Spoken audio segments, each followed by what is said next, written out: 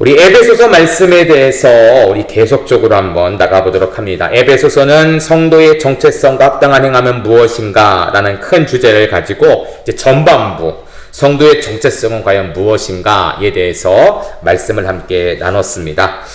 지난주 복습을 좀 같이 한번 좀 해볼까요? 1장 3절부터 14절까지의 이제 인사를 제외한 첫 번째 본문 말씀인데요. 여기에는 하나님, 삼위일체 하나님의 놀라운 사역들이 숨겨져 있다라고 우리가 말씀을 나눴습니다. 우리에게 주신 신령한 복이 무엇인가? 3절부터 14절은 신령한 복을 주시되 라가 바로 동사, 우리에게 주신 동사고 3절부터 14절 모두가 다 뭐라고 했죠? 한 문장이다. 원어상은 그렇습니다. 우리는 이제 3장 말씀이 서로 나눠져서 조각조각 되어 있는데요. 사실상 원문으로 보면 이것은 한 문장이다. 그래서 하나님께서 신령한 복을 너에게 주셨는데 그 복은 무엇이냐라고부터 나온 것이 4절부터 말씀이에요. 선택되었다, 예정되었다, 아들로 입양되었다. 여러 가지 말씀들이 쭉 계열되는데 우리가 보기에는 그냥 여러 가지 그냥 중구난방으로 흩어져 있는 같은 말씀 같지만 사실은 그 안에 다 무엇이 담겼다고 하죠? 하나님께서 세우신 우리를 향한 복의 계획, 그렇죠? 예수님께서 이 땅에 오셔서 우리에게 주신 복의 내용, 그리고 지금은 예수님 계시지 않지만 성령님이 여전히 그 복을 이어가시는 것. 그러니까 성부, 성자, 성령 계획하시고 이루시고 유지하시는 하나님의 복이 이 당시 때뿐 아니라 지금까지도 우리 성도들과 유지되고 있다라는 말씀을 드렸습니다. 아주 중요한 말씀이에요. 그래서 사도 바울은 이러한 각각의 주제 단락 아래에 어떠한 말을 붙이냐면 바로 찬송한다 라는 말을 붙이고 있는 것이죠.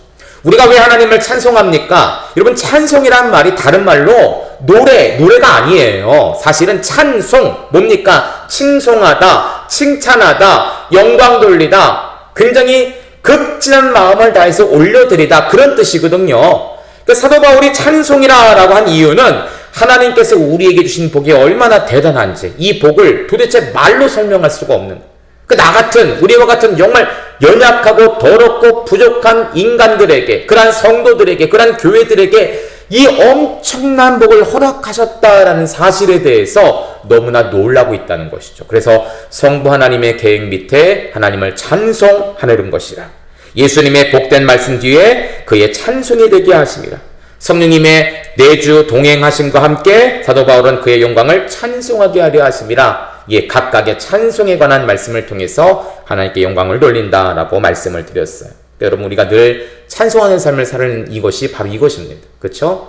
우리가 하나님의 정말 택하시고 하나님의 아들이 되게 하시고 성량하시고 예수 그리스도를 통해서 깨끗하게 하시고 경륜의 비밀을 깨닫게 하시고 복음을 듣고 그 복음을 유지하며 주님 오실 그날까지 정말 우리의 기업의 보증이 되사 흔들리지 않는 천국 백성으로 살 수 있는 모든 것이 다 무엇이다? 찬송이다.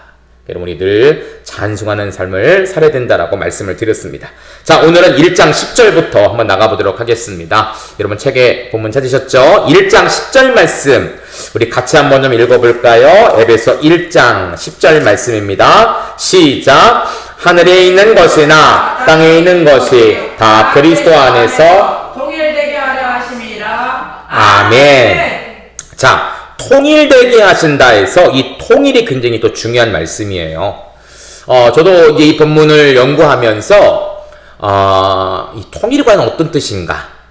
만물을 충만하게 하신다, 경륜을 깨닫게 하신다, 여러 의미로 제가 좀 해석을 해보고 적용을 해봤는데, 어떠한 강사님께서 이러한 말씀을 하시더라고요. 이 통일을 바로 이 헬라어로 아나켈라마이오마이, 아나켈팔라이오마이, 좀 어렵네 일자가, 그쵸? 이 긴 단어예요. 긴 단어인데 이 의미가 뭐냐면 합산하다, 총계하다라는 의미로 사용을 하셨습니다. 제가 이미 이 부분은 우리 설교 가운데 한번 말씀을 드린 적이 있기 때문에 여러분 다시 한번 이제 기억을 떠올리면서 말씀 한번 들었으면 좋겠습니다. 굉장히 중요한 말씀이에요. 하늘에 있는 것이나 땅에 있는 것이 다 그리스도 안에서 통일되게 하려 하시며. 여러분, 하늘과 땅, 그러면 어떤 생각이 드십니까?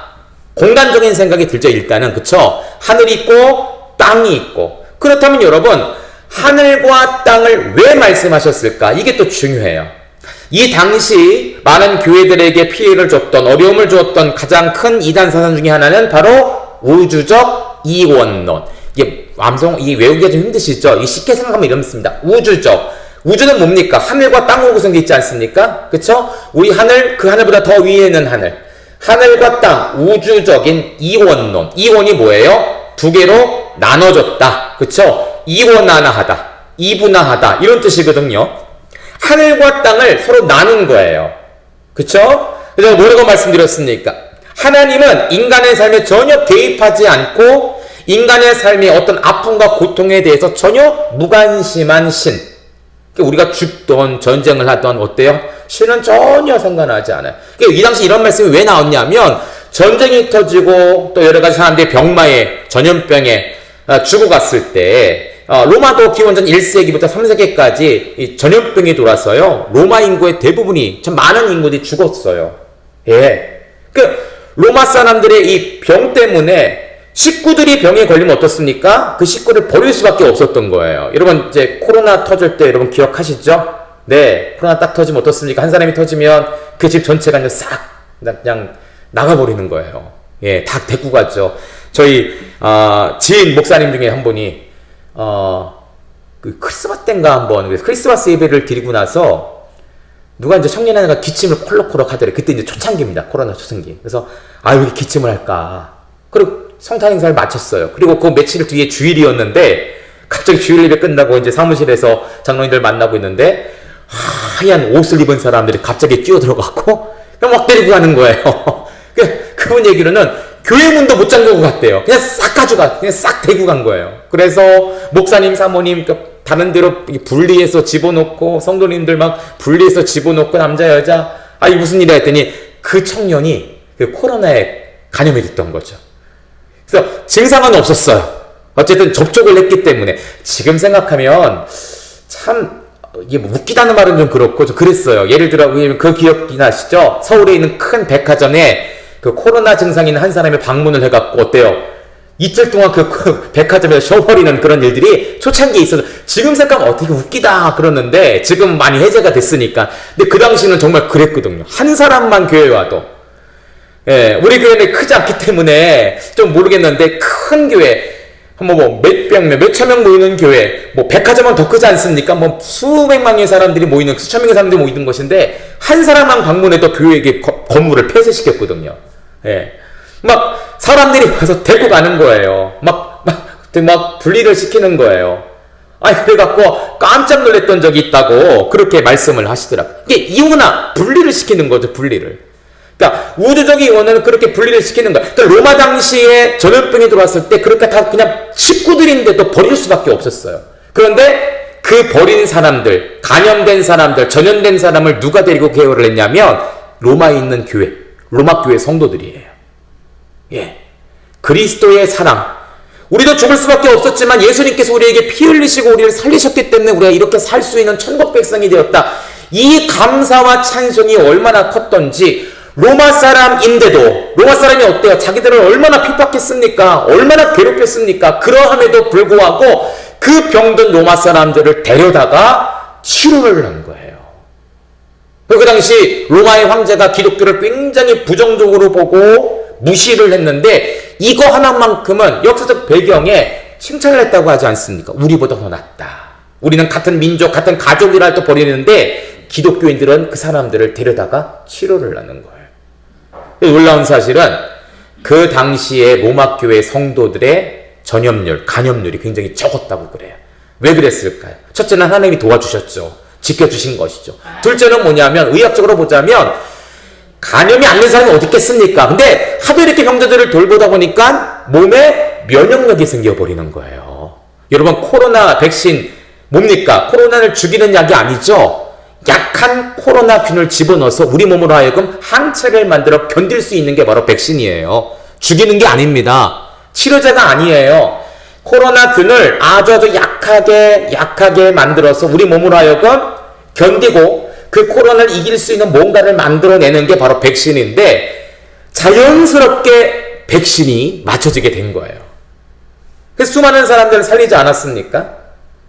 그래갖고 이 당시에 많은 로마 교인들이, 로마 교회 성도들이 예수운동, 예수님도 나를 살리셨듯이 나도 이를 살리겠다. 그래갖고 로마에 있는 병자들을 고치면서 그들을 복음을 전하고, 그래서 이 얼마 되지 않아서 로마 교회에 큰 부흥이 일어나는데 교회가 사이즈가 늘어난 게 아니라 가정교회 수가 늘어난 거예요. 이 사람 우리 집에 데려가 치료를 하면 그 사람이 치료를 받고 그 은혜에 감사해서 예수님을 믿고 그 가정이 하나의 교회가 되어버린 거예요. 그리고 로마 시력 전체에 100배 이상의 막 로마 가정교회들, 로마 성도의 부흥이 일어나게 되었다라는 것이죠. 로마에 그런 일이 있었어요. 로마에. 그러니까 하늘과 땅의 모든 것들, 이우주적 이원은 그렇게 분리를 시켜버리는 거예요. 분리를. 그러니까 여러분, 하늘과 땅에 있는 것이 다라고 했을 때는 어떤 생각을 했냐면 범위라고 저는 생각을 했어요. 하늘 따로, 땅 따로가 아니라 사도 바울이 말한 것은 땅으로부터 하늘까지 그 모든 것 안에 있는 모든 것들, 거기에는 사람, 물건, 동물, 자연뿐 아니라 우리가 갖고 있는 여러 가지 질병의 문제, 고난의 문제, 가난의 문제, 고통의 문제, 사람 간의 대인 간의 문제, 이런 모든 것들이 포함되는 거예요. 정말 하나라도 빠짐없이 하늘부터 땅까지 그 모든 범위 가운데 있는 모든 문제들이 있는데 사도 바울이 뭐라고 합니까? 이것이 다 어떻게 해요? 그리스도 안에서 통일되게 하셨다. 하나가 되게 하셨다라는 의미가 아니라 이 아나 케팔라 이 오마이는 합산이 되게 하셨다라는 특별한 표현을 쓰고 있다는 거예요. 자, 여러분 한번 볼게요. 확대를 좀 시켜보겠습니다. 자, 수학 계산 법입니다. 오늘날 여러분 이제 우리 초등학교 아이들 이런 수학 시간에 이제 쓸 거예요. 쓰기는요. 이게 수가 많아질 경우 세로식을 씁니다. 저희 이제 막내 이제 뭐 학습지 푸는 거 보니까 아직까지는 이제 하나 더하기 하나, 두 개, 뭐 기껏해야 3개 정도 아주 간단한 수 체계로 합산을 하는 그런 수를 풀고 있는데 이게 3개, 4개 넘어가면 어떻습니까? 암산도 하지만 보통은 어때? 이런 세로식을 쓰죠. 우리나라의 보통의 수학식은 위에 하나하나의 조건들을 적고 그 모든 합산을 해서 어떻게 합니까? 답을 아래에 씁니다. 이게 우리의 보통의 수학 계산법이에요. 그런데 헬라의 계산법은 다르다라는 것이죠. 어떻습니까? 문제들의 조건들이 밑에 나오고 그 답을 어디에 적습니까? 위에 적는 거예요. 이게 헬라의 계산법이라는 것이죠. 그러니까 범위를 사도 바울이 먼저 주어진 거예요. 그쵸? 하늘로부터 땅 모든 것이 다라고 범위를 주어진 다음에 이 범위의 답은 무엇이다고요? 바로 하나님 안에서, 그쵸? 예수님 안에서 다 통일되게 하신다. 예수님 안에서 통일된 답이 있는데 이 통일된 답의 범위가 뭐냐면 하늘부터 땅이다 라고 설명을 하는 거예요. 자, 이러한 수체계, 이러한 특별한 수의 어떠한 연산식을 가지고 이 아나 케팔라 이 오마이라고 쓴 이유는 바로 이 당시 우주적 이원론의 공식 때문에 그래요. 여러분 보세요. 자, 여기 볼게요. 이 당시에 많은 사람들이 신의 단계에 오르기 위해서 아무리 애쓰지만 오르지를 못하는 거예요. 그것도 소수의 사람, 예를 들어 금욕을 하든 금식을 하든지 천사를 숭배한다든지 막 이런 여러 가지 희귀한 방법들을 쓰는 사람들의 일부만 이것을 경지에 오른다, 신의 단계에 오른다라고 생각을 했는데 그 나머지 사람은 뭐예요? 나는 어떻게 구원받지? 어떻게 예정을 받지? 어떻게 신의 뜻을 받지? 어떻게 이 병을 치료받지? 어떻게 신의 응답을 받지? 아니, 이 당신은 사람이 아파도 죽어도 전쟁에도 쓰는 전혀 상관하지 않는다고 했는데 인간의 능력을 행할 수 없는 신만 해결할 수 있는 이 힘, 이 응답을 어떻게 받느냐는 거예요. 그러니까 이런 문제를 쭉 적다 보니까 결국은 뭐예요? 알 수 없다. 그래서 비밀이라는 단어를 이 당시에 쓰고 있는 미스테리오, 오늘날 미스테리, 이거는 왜 이게 벌어졌는지 어떻게 벌어졌는지 모른다는 거예요. 이게 이 당시에 보편적인 응답 혹은 문제에 대한 그들의 수 계산법이었어. 알 수 없어. 될 수 없어. 그래서 내가 이것을 알기 위해 막 금식을 해야 돼. 금욕을 해야 돼. 막 천사를 숭배해야 돼. 막 자연적인 영들을 숭배해야 돼. 이런 것을 가지고 막 해답을 찾으려고 하지만 결국은 찾지 못하는. 사도 바울이 이들이 쓰던 비밀이라는 단어를 차용해서 너희는 그래 비밀 그래 좋아 비밀 너희는 알지 못하지. 그러나 우리 믿는 자들은 우리 교회들은 어떻다고요? 그리스도 예수 안에서 답이 나와버렸어 라고 얘기하는 거예요.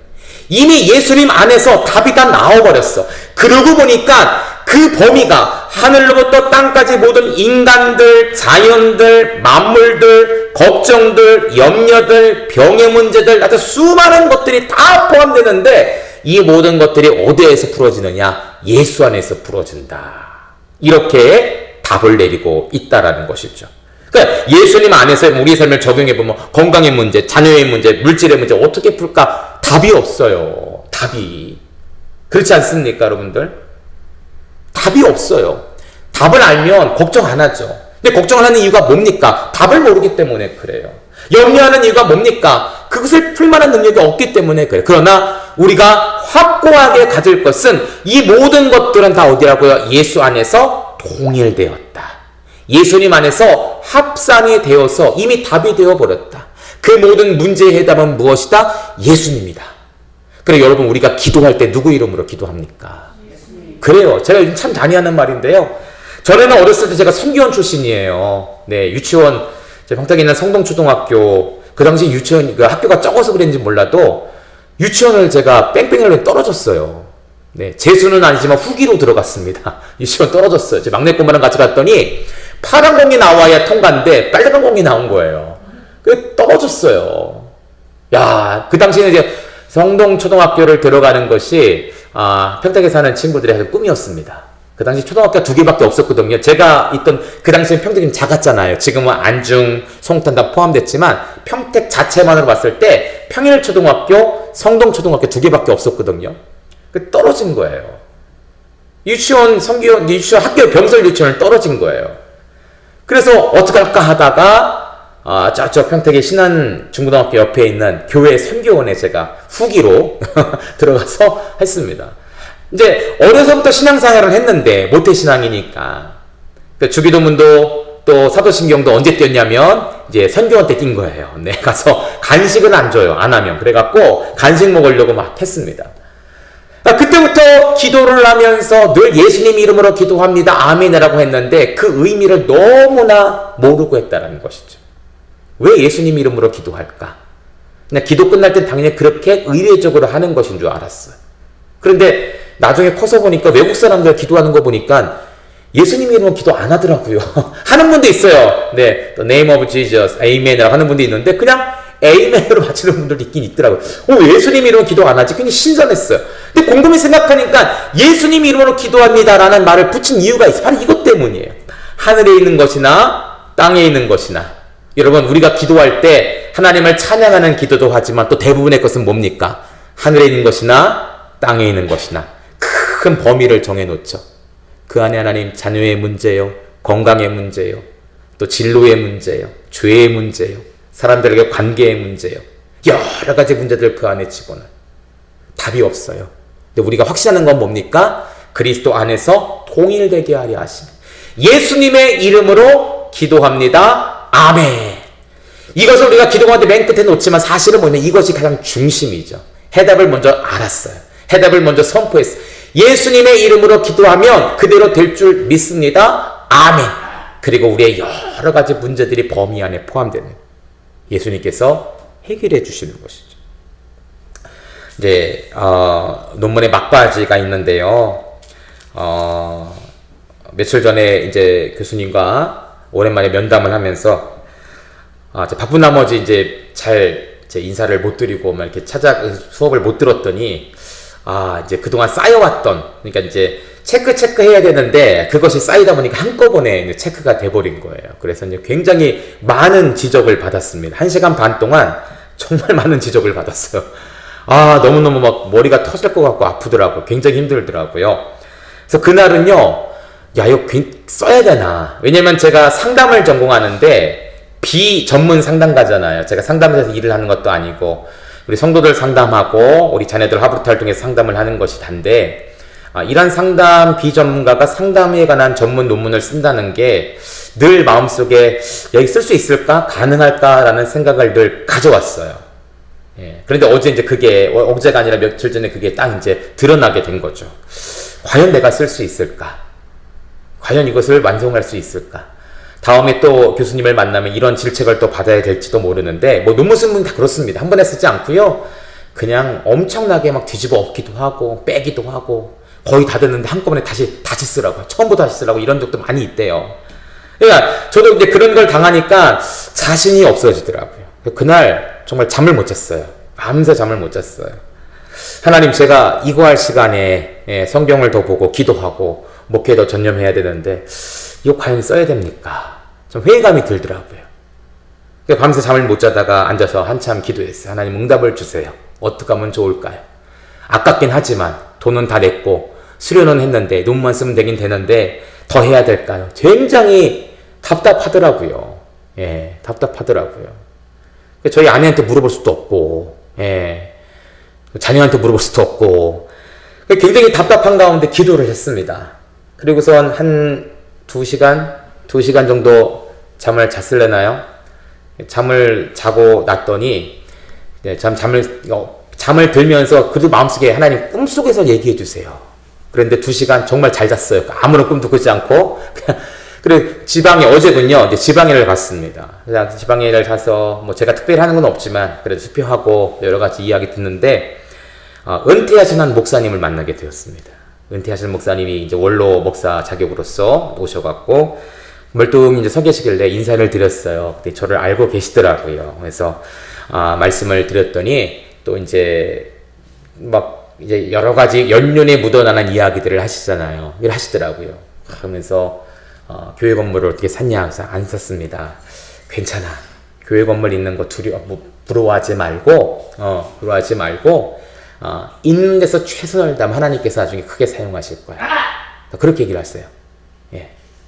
또, 어떤 여러 가지, 제가 굉장히 뭐 좀 힘들어했던 부분들에 대해서 막 물어보시고 스스로 답을 막 해주시더라고요. 네. 성도가 굉장히 많이 있냐? 그래서, 아니, 그렇진 않습니다. 했더니, 괜찮아. 부러워하지 마. 그러면서 온 성도들에게 정말 최선을 다해서 설교를 준비하고 또 뭐 준비하냐면 온라인 설교 준비해. 이러시더라고요.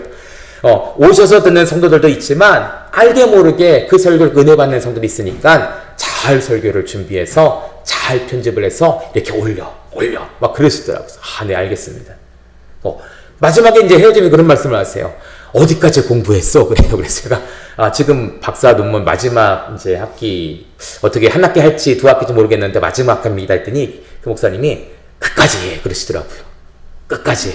그래서 제가 어제 그렇게 하나님, 이거 해야 돼요? 말아야 돼? 그렇게 막 고민하면서 꿈속에서 답해 주시겠대. 답을 안 해주시고 그냥 무거운 마음으로 갔는데 그 원로 목사님이 끝까지 해. 그렇게 말씀하셔갖고 제가, 네, 그러고 왔어요. 그 전까지는 제가 회의를 하면서도 아내한테 이거 더 할까 말까, 그만하고 싶다, 한 학기 더 연장하고 싶다 막 얘기를 했는데 목사님께서 그렇게 답을 해주시더라고요. 갑자기 왜 그걸 물어보시는지 몰라요. 예, 자기도 끝까지 했다고, 끝까지 하라고, 잘 준비하라고. 그래서 네, 그리고 와서 어때요? 해답을 얻은 것 같죠? 그쵸? 저는 그렇게 기도했는데 아무것도 보이지 않았지만 하나님께서 그렇게 목사님을 통해서, 노 목사님을 통해서 해답을 알려주시더라고요. 그렇구나. 우리가 이런 정말 개인적인 문제잖아요. 이거 더 써야 돼 말아야 돼. 논문 완료해야 돼 말아야 돼. 안 하면 어때? 뭐 그거 하게 받는다고 해서 뭐 제가 또 특별히 뭐 되는 것도 아니지만 이거 해야 될까 말아야 돼. 개인적인 문제임에도 불구하고 예수님께 기도를 하니까 이렇게 하나님께서 응답을 목사님을 통해서 주시더라고요. 이제 모르겠어요. 또 가다가 또 이렇게 또, 포기하고 싶다, 그만 쓰고 싶다, 이럴 때가 올지도 모르겠죠. 근데 그때마다 뭡니까? 기도해야죠. 하나님 더 써야 됩니까? 말아야 됩니까? 완료해야 됩니까? 말아야 됩니까? 개인적인 간증이지만 여러분 그렇습니다. 우리의 기도가 그렇다라는 거예요. 하늘에 있는 것이나 땅에 있는 것이, 그 범위 아닌 모든 문제들은 이미 누구 안에? 그리스도 예수 안에 합산이 되었다. 예수 안에 합산이 되었다라는 사실을 믿고 정말로 여러분 이제부터 기도할 때 그냥 예수님 이름으로 기도합니다. 아멘. 그냥 끝내지 마시고 이 모든 해결, 이 모든 범위, 이 모든 문제의 해답은 바로 예수님이십니다. 예수님의 이름으로 기도합니다. 아멘. 정말 믿음으로. 어찌 보면 여러분 앞에 내가 문제를 가지고 막 얘기했던 그런 고민들보다 더 중요한 기도는 뭐냐면 이 기도일지도 몰라요. 예수님 이름으로 기도합니다. 아멘. 왜냐하면 그의 나라와 그의 의를 위해 구하면 한 이 모든 것을 더해 주신다고 했잖아요. 그렇죠? 내 이름으로 모인 곳에는 나도 그들과 함께 하신다라고 말씀하셨잖아요. 어찌 보면 앞에 수많은 범위의 기도보다 예수님의 이름으로 기도합니다. 아멘. 믿습니다. 이 고백이 우리에게는 더 소중한, 더 강조되는 기도가 되지 않을까라는 생각을 하게 됩니다. 여러분 1장 20절 말씀이 굉장히 중요한 말씀이에요. 여러분 이 말씀은 꼭 한번 기억하시고 할 수만 있다면 암송하는 그러한 우리가 되었으면 좋겠습니다. 다시 한번 좀 읽어볼게요. 1장 10절 말씀 함께 읽겠습니다. 시작. 하늘에 있는 것이나 땅에 있는 것이 다 그리스도 안에서 통일되게 하려 하심이라. 아멘. 하늘에 있는 것이나 땅에 있는 것이 다 그리스도 예수 안에서 합산이 되었다. 응답이 되었다. 해결이 되었다. 믿으실 수 있는 우리 모두가 되시기를 주의 이름으로 축복합니다. 아멘. 자, 17절부터 에베소 1장 17절부터 19절까지는 이제 성도를 향한 바울의 기도의 내용이 나옵니다. 우리 17절 말씀 우리 같이 한번 좀 읽어볼까요? 17절입니다. 시작. 우리 주 예수 그리스도의 하나님 영광의 아버지께서 지혜와 계시의 영을 너에게 주사 하나님을 알게 하시고. 아멘. 자, 먼저 볼 것은 사도 바울이 이 성도를 향해 기도하는 자라고 하지 않았습니까? 성도의 소식을 듣기를 좋아했고 그들의 성장에 대해 기뻐했고 늘 성도들을 위해 기도하는 바울. 그래서 바울서 신서들을 보면 성도와 교회를 향한 기도가 반드시 적혀 있어요. 예. 그런데 오늘 이 17절에는 사도 바울이 뭐라고 기도하냐면 주 예수 그리스도의 하나님 영광의 아버지께서 지혜와 계시의 영을 너희에게 주시기를 원한다. 여러분 지혜와 계시의 영은 누구를 말합니까? 성령님을 말하는 것이죠. 사도 바울이 교회와 성도들을 위해 기도했던 첫 번째는 뭐냐면 성령님의 임재하심이 성령 충만이라 할 수 있는 것이죠. 그러면 왜 성도와 교회가 성령 충만해야 될까? 17절 하반절을 보니까 뭐라고 하냐면 하나님을 알게 하시고 라고 나옵니다. 왜 지혜와 계시의 영이 있어야 되느냐? 하나님을 알게 하기 위해서는. 이 당시 천세를 숭배하거나 자연적인 영들을 숭배하는 사람들이 많았거든요. 교회 안에서도 그것이 정말 옳은 것이 아닌가, 혹은 교회 안에 할례파나 율법주의자들이 율법을 지켜야 하나님을 안다라고 잘못된 가르침을 줄 때가 많았거든.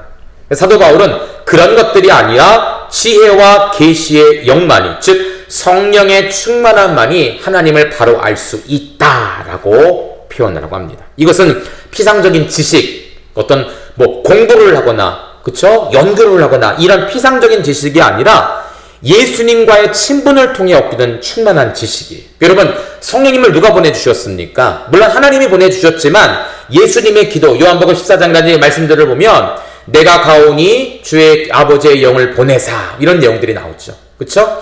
예수님께서 올라가시면서 성령님을 이 땅에 보내주셨거든요. 예수님과 친분, 예수님과 하나된 예수님의 제자들, 예수님과 함께 있는 권속들만이 이 영을 받게 되는 것인데, 이 영을 받아서 결국은 무엇이냐? 하나님을 알게 된다는, 다른 율법, 다른 천사, 다른 영들이 아니야. 오직 성령, 하늘로부터 온 성령, 아버지로부터 온 성령, 예수님께서 보내주신 그 성령을 통해서 하나님을 알게 된다는 것이죠. 여러분들 18절 우리 같이 한번 읽어볼게요. 18절 시작. 너희의 마음의 눈을 밝히사 그의 부르심의 소망이 무엇이며 성도 안에서 그 기업의 영광의 풍성함이 19절 그의 힘의 위력으로 역사하심을 따라 믿는 우리에게 베푸신 능력의 지극히 크심이 어떠한 것을 너희로 알게 하시기를 구하노라. 아멘. 자, 18절 상반절을 보니까 사도 바울이 뭐라고 이야기하냐면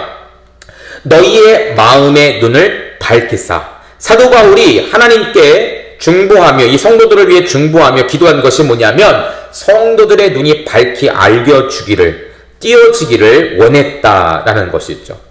자, 이전에 에베소 교회 성도들은 총명이 어두워졌습니다. 여러분 4장 18절 같이 한번 읽어볼까요? 4장 18절인데 에베소 4장 18절 말씀 같이 읽습니다. 시작. 그들의 총명이 어두워지고 그들 가운데 있는 무지함과 그들 마음에 굳어짐으로 말미암아 하나님의 생명에서 떠나 있도다. 아멘. 17절부터 24절 에베소 4장에 나오는 이 말씀은 옛사람과 새사람에 대한 비교입니다.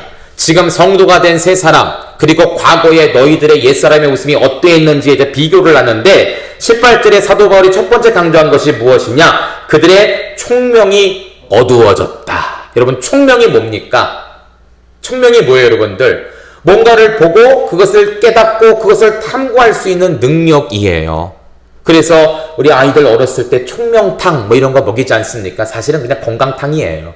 네, 몸이 건강해요. 왜냐하면 몸이 건강해야 공부도 할 수 있으니까 그런 것들을 줬는데 이 사도 바울은 이 에베소 교회 성도들에게 특별한 총명탕 이걸 주길 원했던 것이죠. 그렇죠? 하나님의 계시의 영을 통해 하나님을 깨닫고 하나님을 아는 것 이것을 대해서 이야기를 하는 거예요. 왜냐하면 전에 그들이 총명이 어두워졌어. 하나님을 인지하지 못합니다. 하나님을 깨닫지 못합니다. 자꾸 잘못된 다른 복음에 자꾸 끌려가는 거예요. 우주적인 이 원론, 에베소에 있던 아데미 신, 그쵸? 자연적인 신들 막 쫓아가니까 아니라는 것이죠. 또 여러분 5장 8절 한번 읽어볼까요? 5장 8절 시작. 너희가 전에는 어둠이더니 이제는 주 안에서 빛이라 빛의 자녀들처럼 행하라. 아멘. 전에는 너희의 총명이 어두웠고 그리고 뭐라고 합니까? 빛의 자녀가 아닌 어둠이다. 네, 어둠의 자녀였고 그 어둠 자체였다라는 거예요. 이전의 모습이라는 거죠. 그러나 구원받는 성도들은 성령의 조명하심, 성령의 내주하심, 성령의 충만하심을 통해서 이 모든 어둠이 떨어지고 그 총명하지 못했던 것들이 다 무너지고 우리의 눈이 밝히 열려 밝아져서 더 이상 어둠의 것을 바라보는 것이 아니라 하늘의 것을 바라보는 그러한 성도의 모습을 갖기를 소망한다라고 사도 바울은 기도하고 있다는 것입니다. 왜 그렇게 기도합니까? 여러분 18절 하반절을 보니까 우리의 눈이 밝혀서 어떤 일이 벌어지는가? 그의 부르심의 소망이 무엇이며 우리를 부르신 이유가 뭘까? 우리를 성도로 부르신 이유가 뭘까? 왜 나에게 구원을 주셨을까? 이것에 대해서 깨닫는 마음을 주시는 거예요. 두 번째는 뭐냐면 성도 안에서 그 기업의 풍성함이 무엇이며 하나님의 백성, 하나님의 자녀가 된다라는 사실을 스스로 깨닫는 거예요. 우주적인 이원론처럼 하늘과 땅은 분리가 되어서 하나님과 전혀 별개의 사람들이 아니라 우리는 이미 예수님 안에서 합산이 되었기에 해결이 되었기에 구원을 받았기에 우리는 하나님의 기업인 천국 시민 하나님의 자녀가 되었다라는 사실을 알게 하기 위해 그들의 눈이 밝혀지기를 원했다. 세 번째는 뭡니까? 믿는 우리에게 베푸신 능력이 지극히 크시게 하심을 알게 하기를 구하노라. 얼마나 너에게 큰 은혜를 주셨는가. 우주적 이원의 영지주의에 빠진 사람들은 비밀이 알 수 없다. 도대체 내가 무슨 선을 받았지? 무슨 응답을 받았지? 어떻게 구원받지 모르는데 이미 우리는 예수님 안에서 합산이 돼버린 거예요. 응답을 된 거예요. 이 모든 것이 얼마나 큰 은혜인지 몰라요. 여러분 은혜라는 찬양 많이 들어보셨잖아요. 모든 것이 은혜, 은혜, 은혜. 그 가사 보면 별거 없어요. 그런데 우리의 마음을 착 울리는 이유가 뭐냐면 그 음계, 그 멜로디도 참 아름답지만 그 가사예요. 그쵸? 그 가사 중에 기억나는 거 여러분 뭐가 있을까요? 모든 것이 은혜 외에 또 뭐가 있을까요? 당연하다 여기는 것까지도 뭐라고요? 은혜다. 내가 햇살을 받고 물을 마시고 공기를 마시는 것 누구나 다 하는 것 아닌가? 너무나 당연하지만 그것조차도 뭐라고요? 은혜다. 이것을 아는 자와 모르는 자는 하늘과 땅의 차이예요. 그것이 여러분 신앙생활의 가장 큰 아주 중요한 뭐라고 그럴까요? 나타난 태도라고 할 수 있을 것 같아요. 안 믿는 사람을 믿는 사람이나 내가 교회 다닙니다, 내가 목사입니다 라고 말하기 전까지는 아마 잘 모를 거예요. 어제도 지방회를 갔더니 목사님들, 장로님들, 막 여전도에 막 봉사하는 분 많이 오셨더라고요. 정말 얼굴이 선해 보이고 굉장히 점잖아 보여요. 근데 만약 이분들을 밖에서 만났더라면 저분이 교회를 다닐까? 과연 직업이 뭘까? 몰랐을 거예요. 저 역시도 마찬가지고요. 명찰 차고 있으니까 목사, 장로, 봉사위원 그러니까 아는 거죠. 뭐라고 몰라요. 그런데 나도 세상에 살면서 내가 세상 사람인가 하나님 사람인가 이것을 구별할지 모르는데 그것을 구별할 수 있는 중요한 방법이 뭐냐면 하나님이 주신 은혜를 깨닫고 사는가 인지하고 사는가 바로 그거예요. 바로 그거. 우리 자녀들 영역하다 보면 때로는 속상할 때가 많잖아요. 언제 제일 속상하냐면 엄마 아빠가 그렇게 헌신한 것을 잘 몰라줄 때. 지난주에 이제 캠프를 하면서 이제 강사 목사님과 따로 제가 밥을 이제 3층에 독서실 유아보실에서 먹었어요. 그래서 우리 아이가 어디 이제 대학에 들어가게 되어서 기도해서 감사합니다 라고 말했더니 다 이제 두 분이 너무나 수고 많으셨어요 이러시더라고요. 물론 저희 아이도 수고했지만 그 뒤에서 정말 애쓰고 수고한 정말 목사님 수고하셨어요 그러시더라고요. 그래서 마음이 짠하더라고요. 네. 아빠니까 당연히 해야 돼. 물론 당연히 해야죠. 근데 거기에 대한 수고와 칭찬을 제가 바란 건 아니지만 누군가에 의해서 그 수고하셨다는 말을 딱 듣는데 너무 감사하더라고요. 그러면서 같이 얘기 나눈 게 과연 저희 아이는 그것을 알까? 알까? 했더니 사모님이 알겠죠 라고 하시는데 알 겁니다. 네. 근데 모르면 뭐예요? 저만 죽어라 그냥 고생하고 대학은 지 혼자 가고 뭐 입학금 준비는 제 돈으로 다 하고 막 정말 허무할 것 같아요. 근데 알겠죠. 하나님 마찬가지 아닐까요? 그렇게 애쓰고 힘쓰고 심지어 자기 아들까지 보냈는데 하나님께서 저 아무개 집사가 아무개 목사가 과연 알까?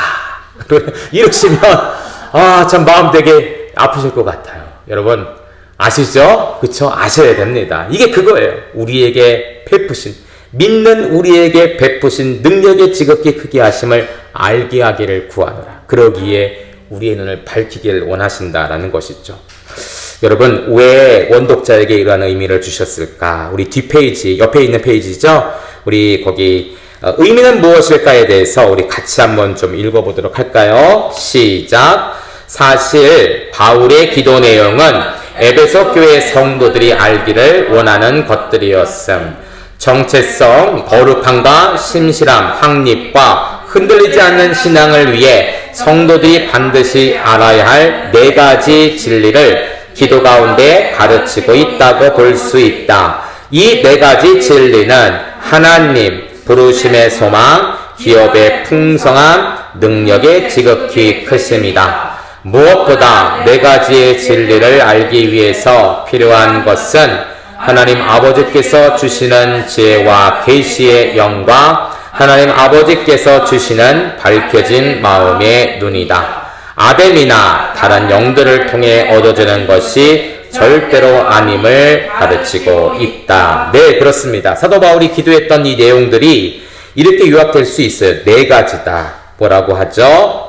하나님, 그렇죠? 그리고 그의 부르심의 소망, 그 기업의 풍성함, 그 능력의 지극히 크게 하심. 우리 앞에 이 표에 나와 있는 이 빨간 색깔, 이 4가지를 사도 바울이 알기를 원하는데 이것을 깨닫기 위해 2가지. 첫 번째는 뭐냐면 지혜와 계시의 영, 성령의 충만함이 있어야 되고, 두 번째 성령의 충만함을 통해서 우리의 눈이 뜨질 때, 우리의 눈이 밝아질 때 이것을 깨닫는 참다운 성도. 그래서 에베소 2장이 말하는 범사에 그에게까지 자라는 성도가 된다라고 말하고 있다라는 것이죠. 이것을 위해 기도하는 사도 바울의 내용을 우리가 볼 수가 있습니다.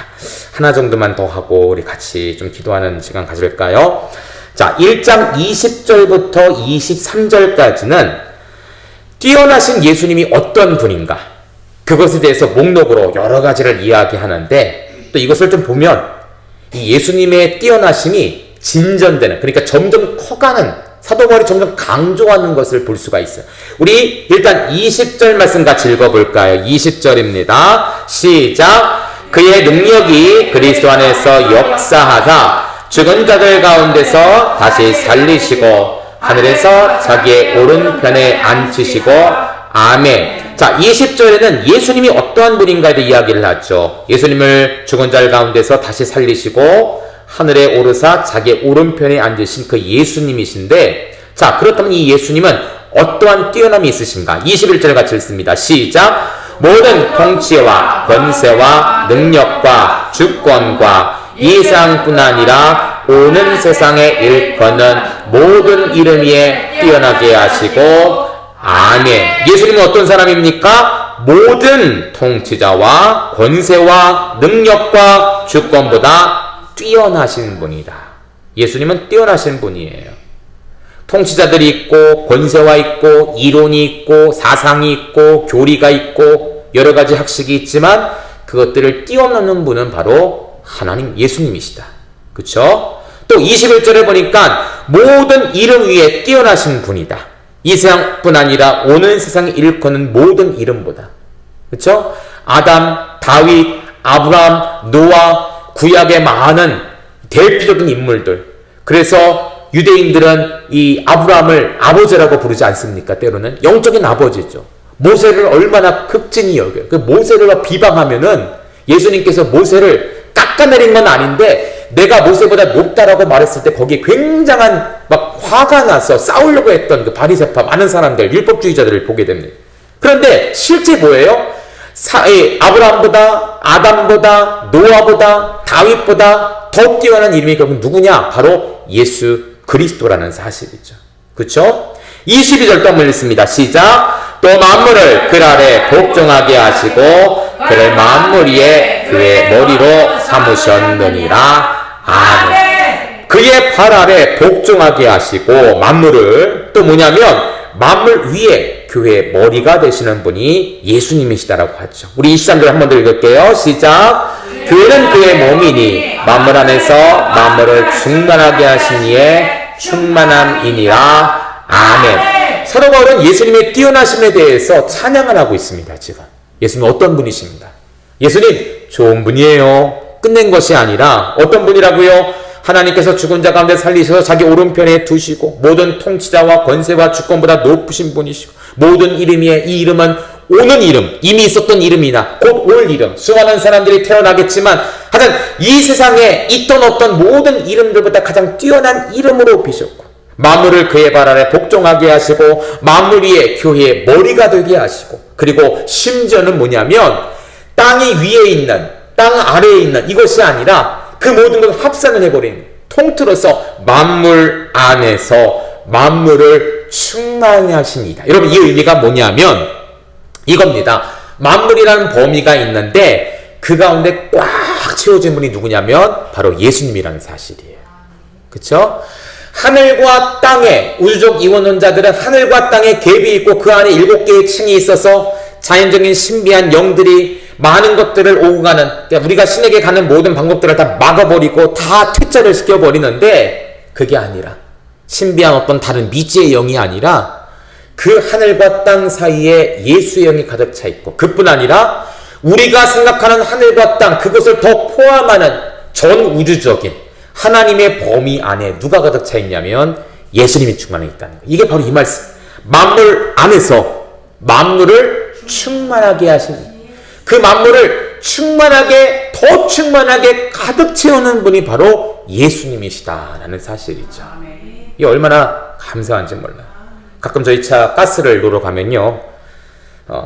저희 차가 5인승 아니겠습니까? 그래서 교회차를 딱 가스를 충전하고 있으면 엊그제 이제 가스를 놓는데 갑자기 큰 소리가 들려요. 무슨 소린가 했더니 가스를 실은 탱크롤이라고 하죠. 그거를 가스를 그 배달하는 아주 큰 주유소로 배달하는 가스 큰 통이 주유소 그 기계를 중심으로 저는 이쪽에 그 차가 왼쪽에 쓰더라고요. 저는 가득 채우는데 한 25kg 가스니까 한 뭐 54,000원 정도 나갔는데 이 주유소를 채우는 큰 통의 그 버스가 그 트럭이 주유소 그 뚜껑을 열어서 거기에 가스를 쫙 채우는데 저희 차가 작다고 생각 안 했는데 그 차에 보면 굉장히 작아 보이는 거예요. 예. 만땅을 채웠는데 만땅 여러분 아시죠? 만땅 전문 용어입니다. 만땅을 채웠는데 가스를 채웠는데 그 차를 보니까 야 내가 만땅 채운 기름이 저 차에는 얼마나 들어가는 걸까? 그리고 보니까 그 차가 가스를 주입하고 있는 이 주유소, 이 가스 스테이션, 이 주유소 밑에는 얼마나 많은 가스가 차 있을까? 그리고 보니까 이 가스가 어디서 배달이 왔을 텐데 그 가스를 만들어내는 그 큰 공장은 얼마나 더 큰 가스가 채워져 있을까? 그렇게 생각을 하고 보니까 엄청나더라고요. 저희 차에 들어가는, 우리 교회에 들어가는, 교회 차에 들어가는 가스가 굉장히 작아요. 근데 우리는 어떻습니까? 그 작은 것이 전부라고 믿는 거예요. 그게 아니라는 거예요. 예수님 뭐라고 하십니까? 20절 다시 한번 읽어볼까요? 시작. 교회는 그의 몸이니 만물 안에서 만물을 충만하게 하신 이의 충만함이니라. 아멘. 쉽게 생각하면 이렇습니다. 교회가 그의 몸이기 때문에 이 교회 안에만 계신다라고 생각하는데 아니죠. 만물 안에 있는 교회들, 이 지구적인 모든 땅에 있는 교회들 역시도 누군가에 의해서 충전이 되는 거예요. 누군가에 의해서 충만함을 받는 거예요.